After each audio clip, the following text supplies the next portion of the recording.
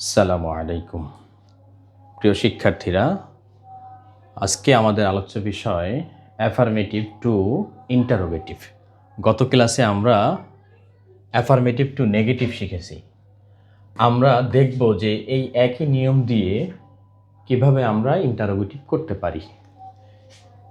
একই নিয়ম বলতে এটা বুঝলে ওটাও বোঝা যাবে খুব সহজে, এবং তাতে আরও 1 মার্ক নিশ্চিত হবে ইনশাআল্লাহ। যদি বাক্যের মধ্যে অক্সিলিয়ারি ভার্ব থাকে তাহলে আমরা নেগেটিভে দেখেছি অক্সিলিয়ারি পরে নট বসিয়ে পরে একটা সুবিধা মতো অপোজিট ওয়ার্ড বসিয়ে আমরা নেগেটিভ করতে পারি খুব সহজে। আর যদি অক্সিলিয়ারি ভার্ব বাক্যের মধ্যে না থাকে সেক্ষেত্রে আমরা কি করেছি, টেন্স ও পার্সন অনুযায়ী ডু নট, ডাজ নট অথবা ডিড নট বসিয়ে পরবর্তীতে ভার্বের বেস বসিয়ে আমরা নেগেটিভ বাক্য করেছি। তাহলে কি করলাম আবার একটু বলি ইন্টারোগেটিভ করার স্বার্থে, যে অক্সিলারি থাকলে নট বসাই, তারপরে অপোজিট ওয়ার্ড বসাই। অক্সিলারি না থাকলে do not, does not, did not বসাই। এখন আমরা কি করব, বাক্যের মধ্যে অক্সিলারি থাকলে সেই অক্সিলারি ভার্বটাকে ঠিক সেন্টেন্সের শুরুতে নিয়ে আসবো, একেবারে সেন্টেন্সের শুরুতে নিয়ে আসবো অক্সিলারি ভার্বটাকে। এরপর যদি বাক্য নেগেটিভ হয় তো আমাদের কাজ শেষ হয়ে গেল। আর যদি বাক্য অ্যাফার্মেটিভ হয় তাহলে ওই অক্সিলিয়ারির সাথেই আমরা একটা সংক্ষেপে নট লাগিয়ে দিব। আর যদি অক্সিলিয়ারি না থাকে বাক্যের মধ্যে তাহলে আমরা টেন্স ও পার্সন অনুযায়ী do not, does not, did not বাক্যের শুরুতে নিয়ে আসব। আর একইভাবে ভার্ব বেজে চলে যাবে। তাহলে এই একই নিয়ম বুঝলে আরেকটা মার্ক পাওয়া সম্ভব হবে আমাদের জন্য। দেখি আমরা বোর্ডে কি প্রশ্ন এসেছে, এগুলো আমরা একটু দেখি। ওকে, আমরা দেখি ইন্টারোগেটিভ।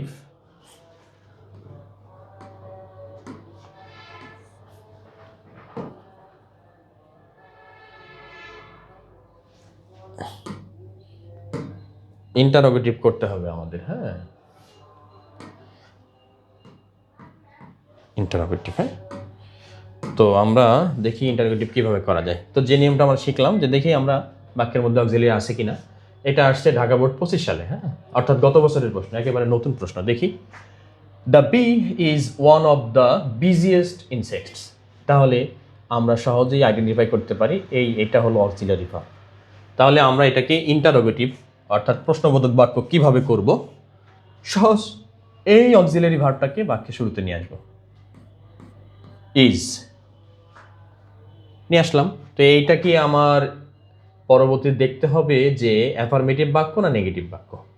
এর মধ্যে নটও নাই, নাবোধক শব্দও নাই, তাহলে এর সাথে অক্সিলিয়ারি ভার্বের সাথে সংক্ষেপে নট বসিয়ে দেব। তাহলে হয়ে গেছে 1 মার্ক ইনশাআল্লাহ। তাহলে অক্সিলিয়ারি ইজ সংক্ষেপে নট বসিয়ে দিয়েছি, তারপরে the bee one of the biggest insects, শেষে একটা প্রশ্নবোধক চিহ্ন। তাহলে আমার ইন্টারোগেটিভ হয়ে গেল অক্সিলিয়ারি থাকলে। আর যদি অক্সিলিয়ারি না থাকে, যেমন কুমিল্লা বোর্ড 25-এ যেটা আসছে, many people of the flood affected area become homeless. Become না, এটা বিকেম ছিল, বিকেম হোমলেস। এটা কুমিল্লা বোর্ড 25-এ এসেছে। তাহলে এই যে বিকেম শব্দটা দেখে আমরা বুঝতে পারি এটা হলো V2, পাস্ট ইনডিফিনিট টেন্স। তাহলে আমরা যে দেখলাম যে do not, does not, did not বসাবো, তো পাস্ট ইনডিফিনিট টেন্স হইলেই আমরা ডিড নট বসাবো, আর প্রেজেন্ট টেন্সে ডু নট অথবা ডাজ নট। ওকে, তাহলে এই পাস্ট ইনডিফিনিট টেন্স অক্সিলিয়ারি নাই, তাহলে বাক্যের শুরুতে বসবে ডিড।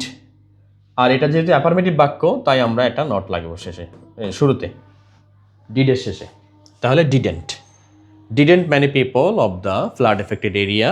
এই যে ভার্ব যথারীতি বেজে চলে যায়, বেজ, বেজ বলতে বিকাম, মূল রূপ যেটা বিকাম। তাহলে didn't many people of the flood affected area become homeless, শেষে প্রশ্নবোধক চিহ্ন দিলে তাহলে আমাদের 1 মার্ক হয়ে যাবে ইনশাআল্লাহ।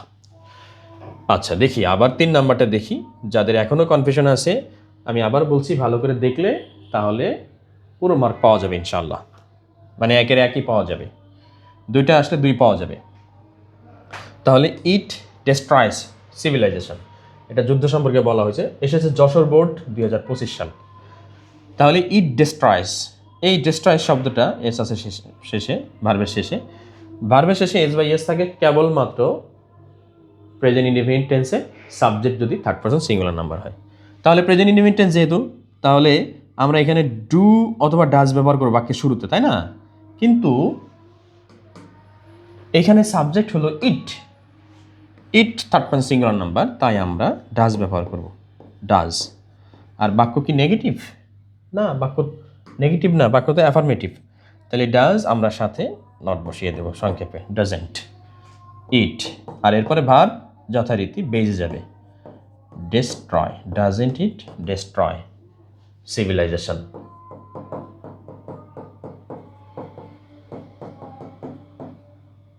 শেষে প্রশ্নবোধক চিহ্ন দিলেই হয়ে যাবে।